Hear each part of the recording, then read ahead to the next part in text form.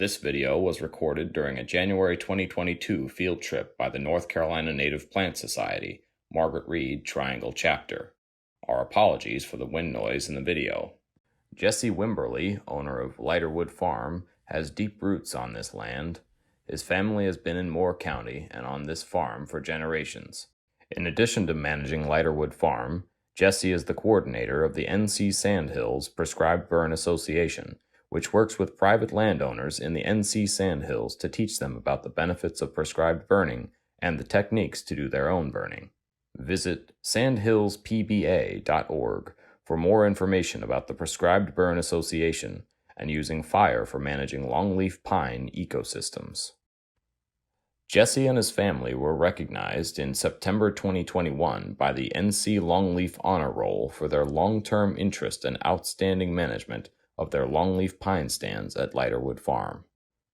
The property is located west of Pinehurst, south of Carthage, and just east of West End.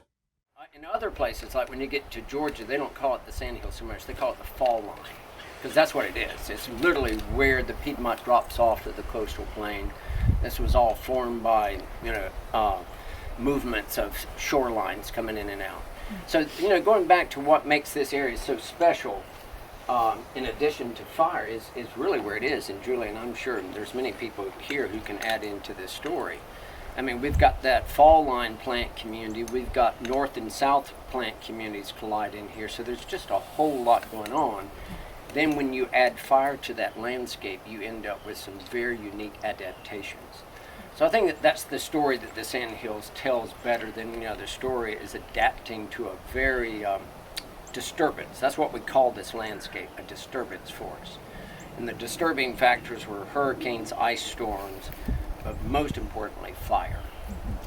So before y'all got here, I was saying my family has used fire for 150 years out here. If you were an early settler out here, you had to use fire, and this is the example I would give you right here. This is not a result of a house fire. This was just a log that was cut right here in the yard, and it had fire scars on it because fire came through this landscape. My mom died at 96 a few years ago. If she were here today, she would talk to you, about fire the same way you would talk about snow. It was part of what happened here. She said when she was a little girl, this was pre-suppression. She was born in 20. So this was pre-suppression. So fire was on the landscape unabated at that time.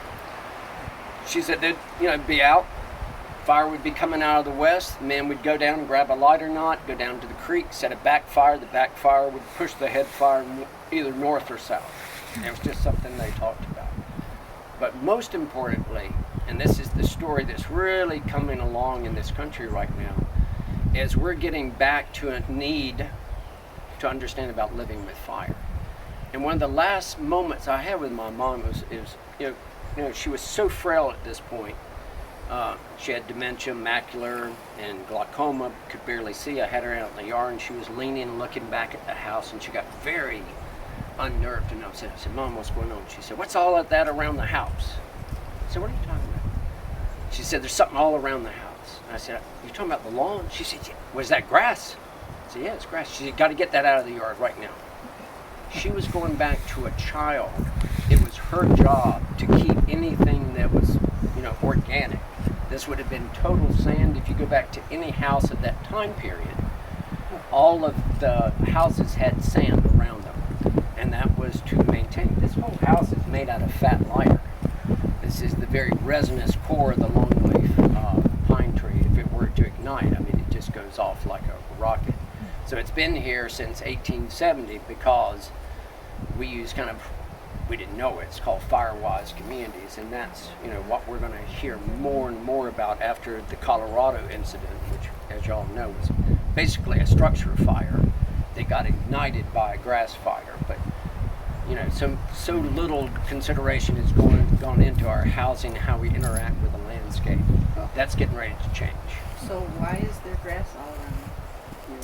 Well, I now burn all around right here.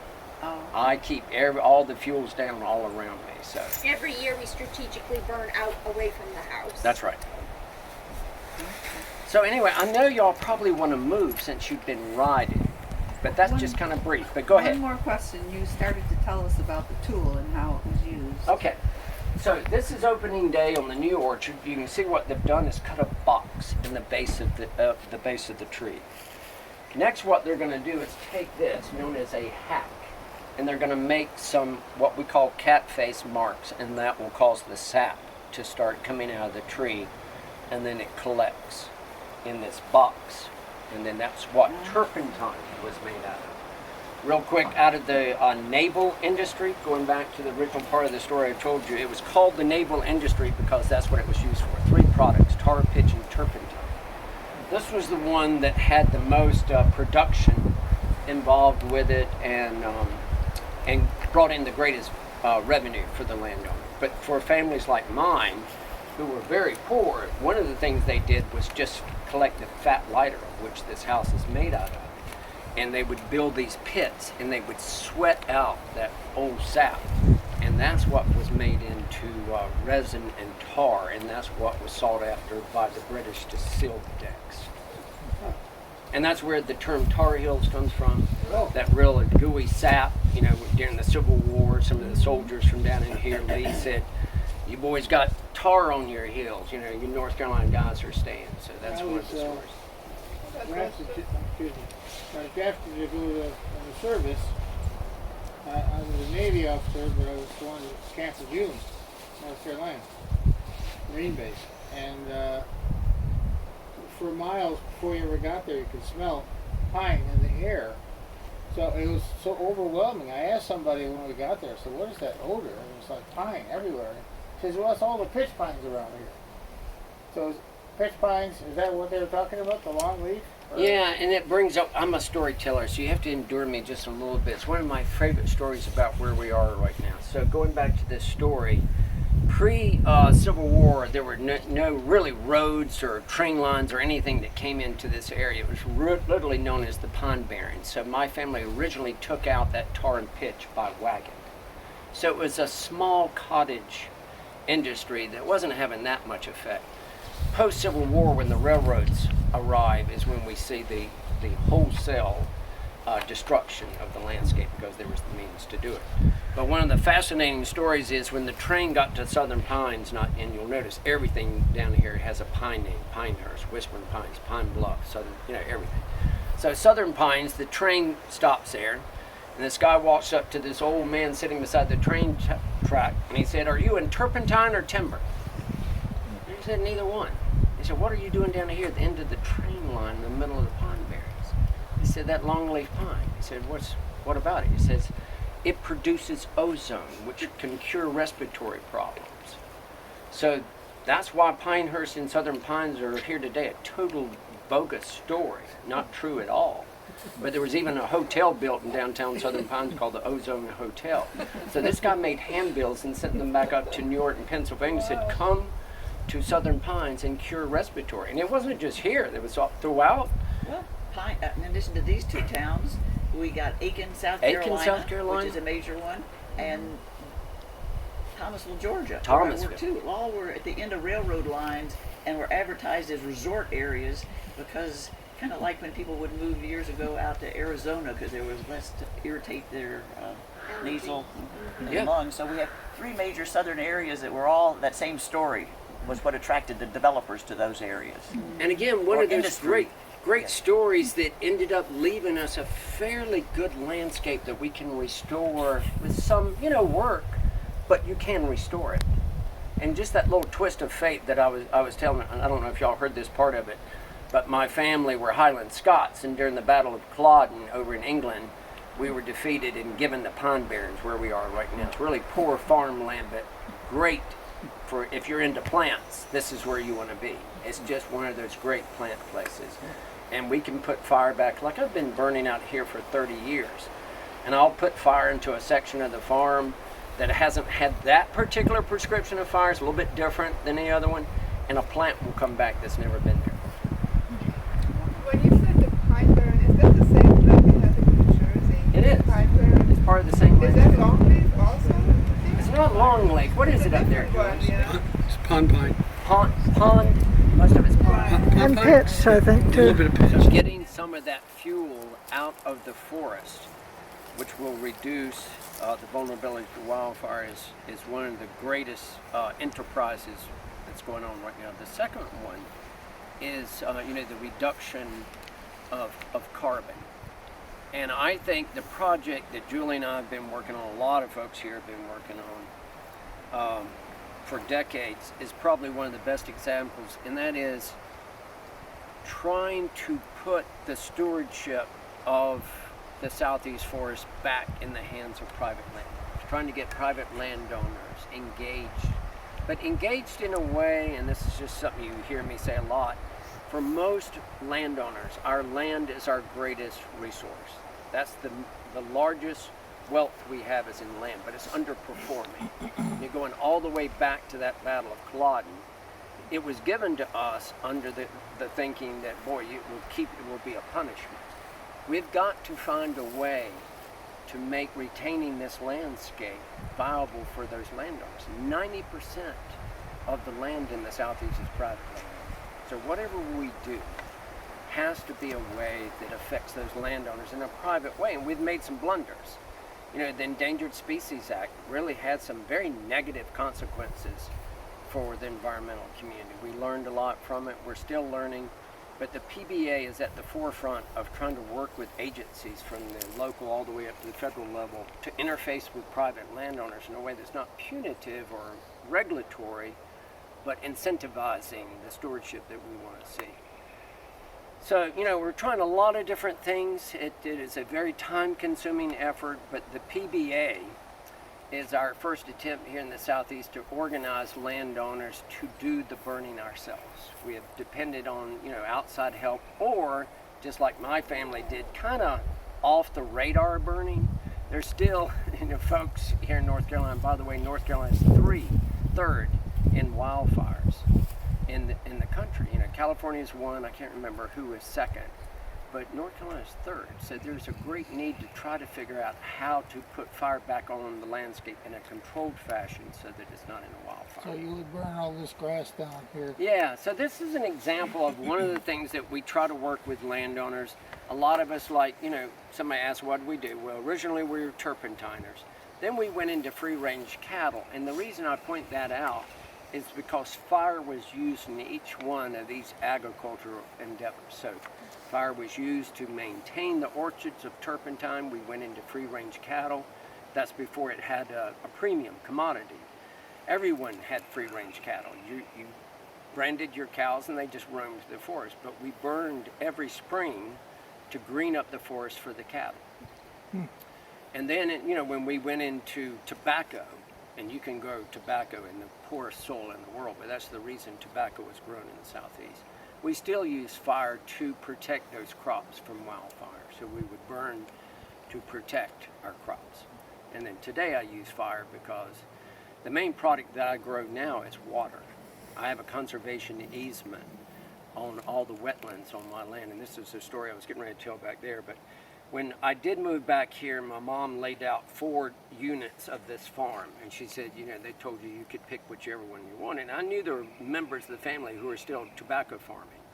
They wanted the open fields, which to me, as a conservation person, had zero value. So I took the largest tract, but it had all the water on it. The family's like, what an idiot.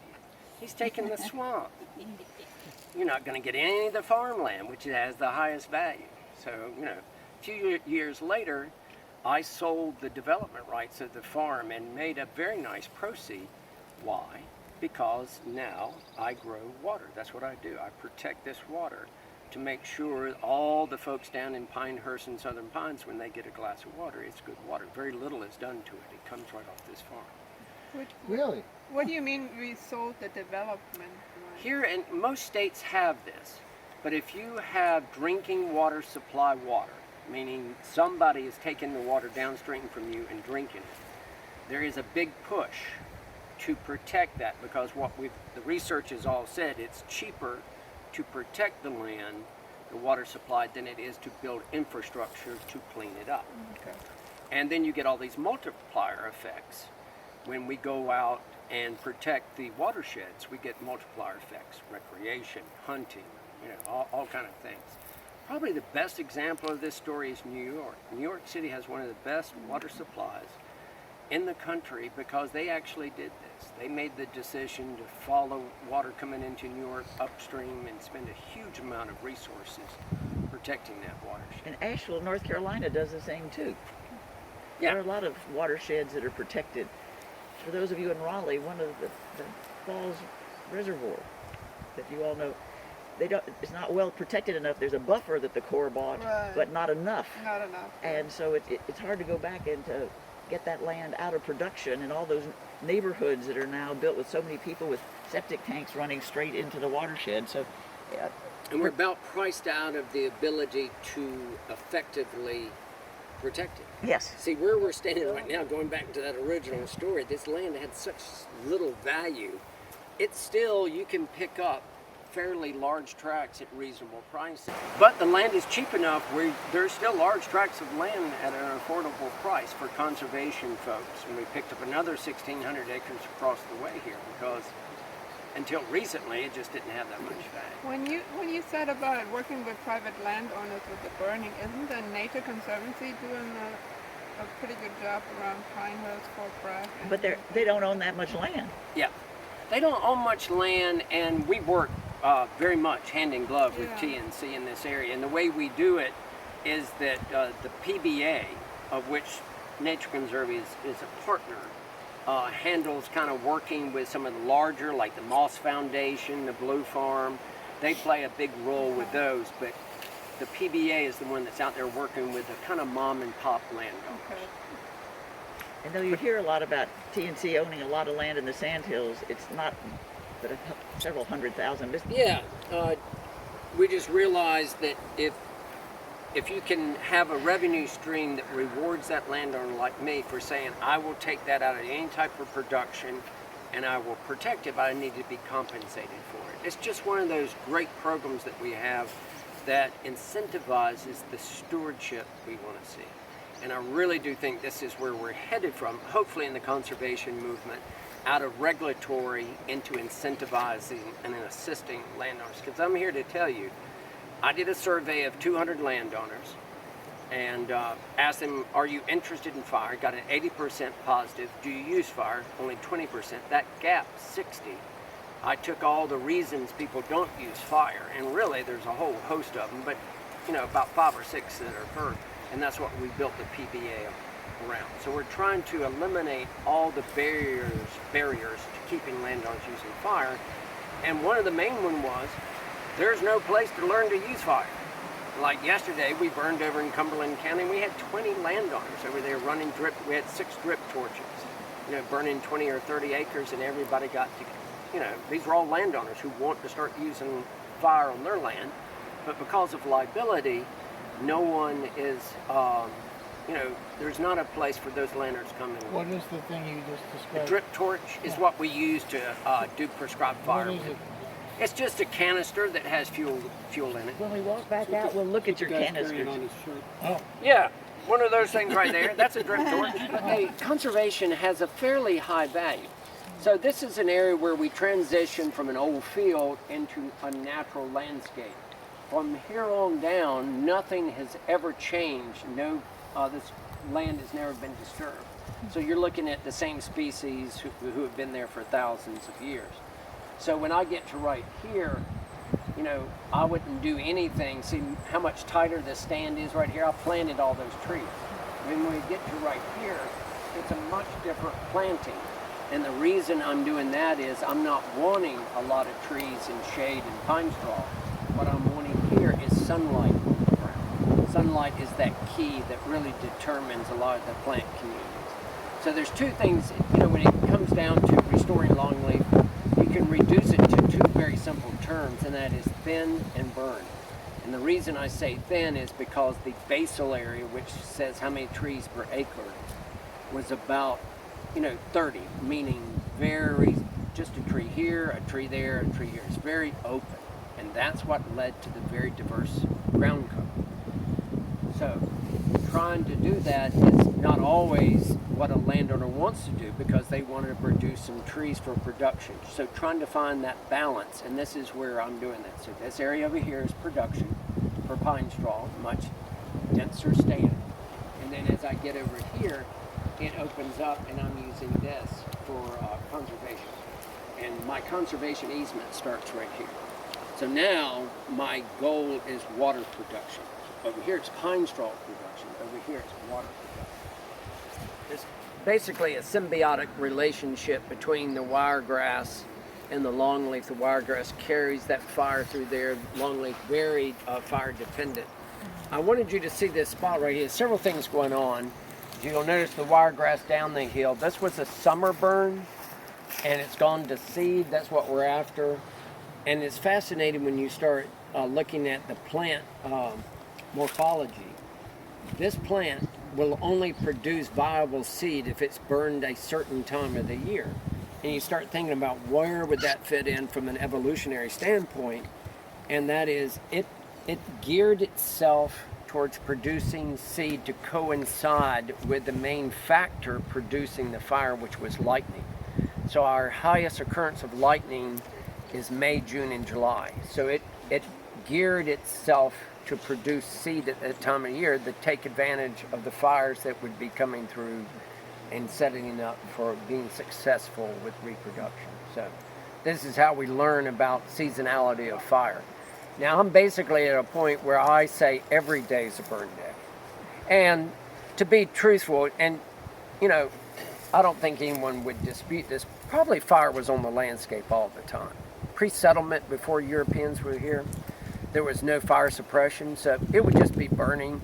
And I've had this happen out here on the farm. I would burn a section that hadn't seen fire in a while. It would get down in some organic matter and sit there and burn for a month. So I'm sure that happened here. It would get in some place when the conditions weren't right. Like yesterday, the relative humidity dropped into the 20s while we were burning. And the fire became very excited and active and very aggressive. So I'm sure that happened in other areas. It went quiet for days. When it would rain, it would just slowly creep.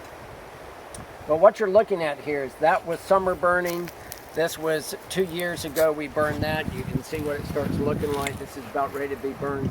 But the most fascinating plant communities in the sandhills is the one that's right behind you. This is known as a sandhill sea. So I originally said, you know, most of the soil that we have here is deposited by large rivers coming off the Piedmont, hitting the ocean that used to be in Rayford. So this narrow band that you're seeing behind you, the Sandhill Sea, what it is, there's deep sands above it and below it, but right here a lens of clay comes up to the surface. And that clay lens does not allow water to pass through it, so it holds water. So now all these plants rush in here because water is the limiting factor in the sandhills. We get plenty of rain, not available because this coarse sand, the water goes right through it. So you get these places where clay comes to the surface, all the plants rush in. And this is where all our insectivorous plants are. There's sundews in here, pitcher plants, a lot of very fascinating things going on. But you know, this tree evolved understanding why waste seed if the conditions are not right for germination. And the only conditions that are going to be right for germination is after our fire is moved all this organic material, we're down to mineral soil. It's only chance for germination, so it waits for that fire. Fire triggers the seed release. Yeah. Yeah, there are so many adaptations here in the sandhills that are just amazing. What kind of pine is it? This is a pond, P-O-N-D. Oh, okay. Pond pine. Are you collecting cones from all the different species? Sure. Do you want to add one? Yeah, and then while we're at it here, here's probably one, you know, everybody has their own, and of course I'm just a big fan of the longleaf. Not a good example, but we'll find you one. The longleaf has this incredible, see they're closed up right now because they're wet. They will open up. If you put that in the oven at home, it will pop back out. But anyway, this is one of what I think is the prettier cones that we have, and this is the shortleaf. So you have the longleaf, then you have loblolly, you know, which like right behind Julie there. See, those are two big trees, those are lobs. So that's a lob. And then this tree right here behind you is a shortleaf. And I think that cone, that's a fully developed cone, is just a very pretty cone. Love that, they're very ornamental. Here, you So can- they are fire dependent too? Yeah, they love the same fire return cycle as the longleaf. They do very well. This is the short leaf. See, Very it's got well very with fire. short needles. And this So, is you know, the longleaf got really these was the like dominant species, but when you start going west into the Piedmont, it starts transitioning into a mix of longleaf, shortleaf. So that's what I have going on here. You know, we're on kind of the western edge of the Sandy Hills. It's only about a mile from here where you hit the fall line, and that's where you bump up to the Piedmont. So do you call loblolly short or long? Well, locals around here just call anything that's not longleaf shortleaf. Okay. But there's actually 5 species. The loblolly was a much better choice, and a lot of genetic work went into making that a very good tree to grow if you're producing fiber. And so a lot of longleaf habitat transitioned into loblolly because it was a faster growing species. So that's, you know, the role of those of us who are trying to put it back is finding that kind of economic mix that we can entice landowners. You can make some money, you can get some conservation, you have a legacy to leave, and just the magic of a longleaf pine forest, the floor is unsurpassed. Julie? I got to share my land in Texas with my sister, and we planted longleaf on a ridge. It's good land for loblolly, and I convinced her we were going to grow telephone poles, and how valuable telephone poles were, which they are, and you get more telephone poles per acre out of longleaf than you do any other pine. So if you want to hold on to your land for a while and grow it, she really got into paying attention to poles, and longleaf is so straight and burning so much, has so many fewer branches down low that you have more telephone poles per acre, and they bring more money than anything else, than saw timber. And so my sister thinks she's growing telephone poles, which she is. How old do they have to be before they harvest? Oh, they'll be at 40 years old. Part of it is what you market out of your timber. In addition to when it's young to have the problem, well, not problem, but be able to rake pine straw, and then as they mature, you can do different products. But it takes a sophisticated forester to help you do that. And truth to tell, there are not many sophisticated foresters, and that's one of our real needs, is to train more people to be able to help landowners know what they can market from their timber, particularly mixed stands and what you want to do. But I want to say one other thing. I worked in Mississippi for some years. I left, and then Hurricane Katrina hit. And one of the fascinating things that we learned, there'd been a planting that Mississippi State had done that had loblolly, longleaf, and slash all growing on the same site. And Katrina went through that area and tore it up, and many of my friends there lost a lot of houses and land. The longleaf held up so much better to the hurricane. And that's when you look at all the fires in the southeast, hurricanes, tornadoes. This tree, this longleaf, does better in these circumstances than anything else does. Think about it, was over 90 million acres of the South had that one tree. One species covered that much acreage. That means it's more tolerant of many more forces. Fire, bugs, and now we really have the proof in numbers from the hurricane situation. So we're learning more all the time. We thought we knew a good bit about longleaf, but the values are going up all the time of the things that it can tolerate and how well it does. And a long time ago when Jesse was starting to work on this and I had been working, it was hard to convince people to grow longleaf for any reason. Well, it doesn't grow fast enough, it doesn't do this, it doesn't do that.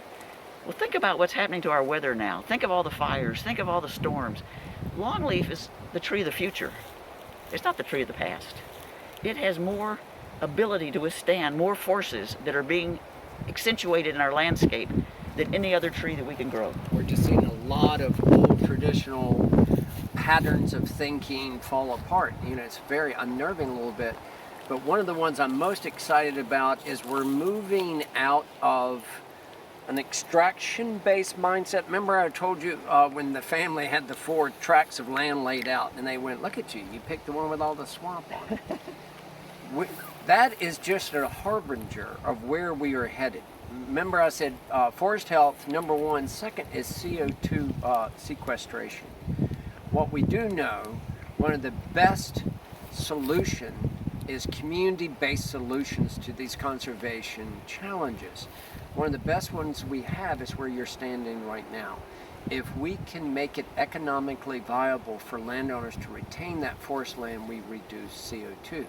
There's a whole suite of programs that are coming to a landowner. My family, if you would ask them, how do you make money off of land, historically been turpentine and tobacco. We never got back that dollar per acre that we received through tobacco.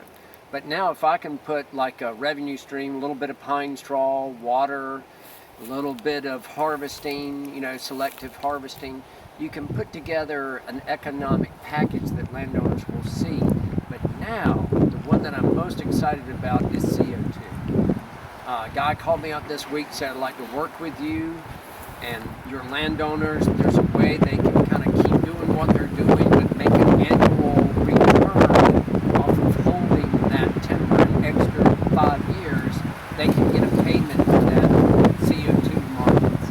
These are the kind of things that are really going to persuade people to hold on to it. So I'm really excited about the way we're looking at land from an extraction base into a sustainable source that not only benefits me, the landowner, but this is the water that's going to be the drinking water. If you go into any restaurant in Pinehurst, you're going to drink that water right there. And not much has been done to it. They do some bacterial reduction, but that's about it. So the more it can stay clean, the better it is for everybody. My farm's name is Lighterwood Farm. This is a stump left over from the original forest.